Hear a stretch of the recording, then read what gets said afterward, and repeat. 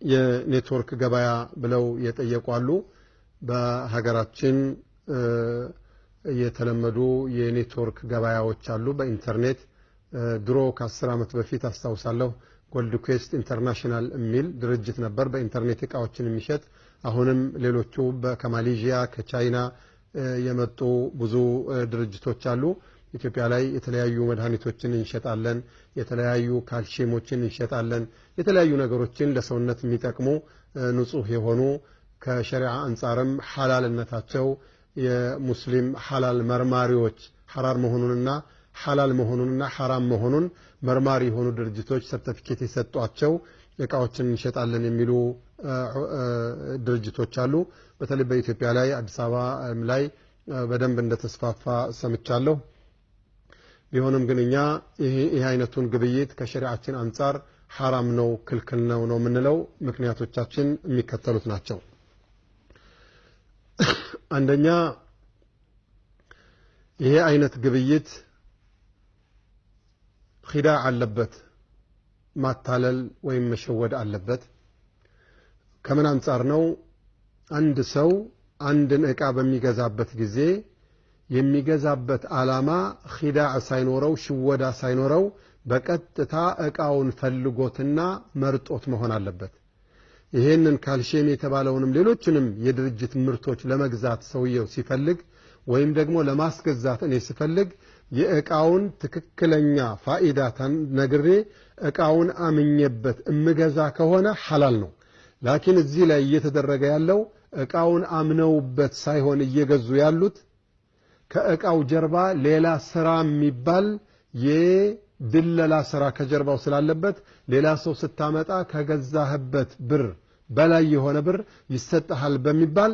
ከስተመር ወይም ደንበኛ ለተባለ ለሁሉም ይነገረዋል በጀርባው አክሉ አምዋል الناس بالباطل አለበት እንዴት ሆኖ ይሄ ሰው ይሄንን አይነት ዕቃ ገዝቶ እንዲያመጣ ሲያዘው እነዚህ ሰዎች የሚገዙት ዕቃ ዕቃውን ፈልገውት አምነውበት ሳይሆን ሌላ ትርፍ ታገኛላችሁ በሚል ተወሱ ሰው ነው ይሄንን ዕቃ ለመግዛት የሚመጡት ስለዚህ ዕቃ መግዛት ዕቃ መሸጥ ሳይሆን የሆነ 5000 ብር ሰው ከፍሎ 5000 ብር ከፍሎ ሌላ ብር መጠበቅ ነው ያ ብር ደግሞ ሌላ ሰው ስታመጣ ነው የሚሰጥህ ያ የምታመጣው ሰው ደግሞ ዕቃውን የሚገዛውን ዕቃ አምኖበት ፈልጎት የእውነት ጓጉቶ ፈልጎ ሳይሆን የሚመጣው አሁንም ሌላ ሰው ስታመጣ ላንተም ይከፈልሃል ተብሎ ነው ስለዚህ ጅንጀናው ወይም ደግሞ ውስወሳው ዕቃው ጠቃሚ ነውና እንዳያመልጥህ ተብሎ ሳይሆን የሚገዛው አምኖበት ሳይሆን ከዕቃው ጀርባ ሌላ ነገር ታገኛለህ ተብሎ ነው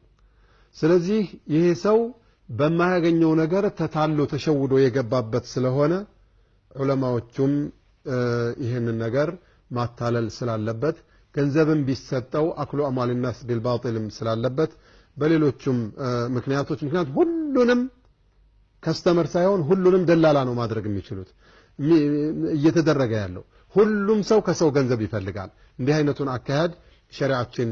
አይፈልገውም على كل حال በዚህ መልኩ ነው እንዲሁ حرام መሆኑን ለመግለጽ ነው ዝርዝር ሁኔታዎችን ኢትዮጵያ ያሉትን ዑለማዎች ጠይቁ ዝም ብላችሁ አትግቡ የዛሬ 10 ዓመት ብዙ ወንድሞች መጥተው የኢኮኖሚ ማደጊያችን መጣ በጣም ደስ የሚል ነገር መጣ